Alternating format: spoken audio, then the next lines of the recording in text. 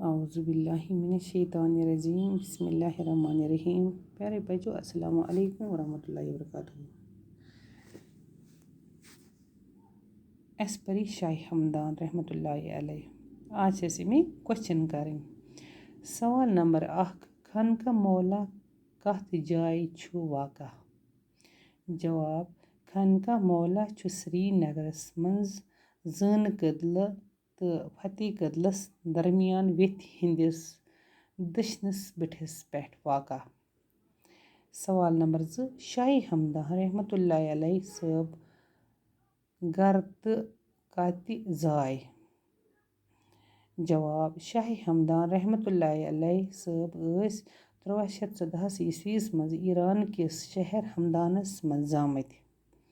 सवाल नंबर 3, शाह हमदान रहमतुल्लाहि अलैह साहब कच लटि आय कशीर? जवाब, शाह हमदान साहब रहमतुल्लाहि अलैह आय 3 लटि कशीर।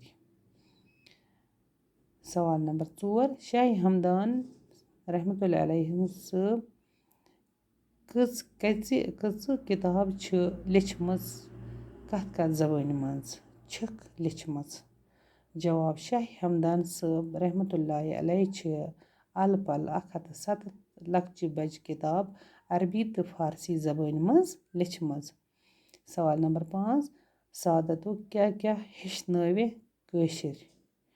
जवाब, सादतो हेचनव कशिर नई कार तो कसब यम सत तिमन तरक्की परनावनस मज मदद मियोल।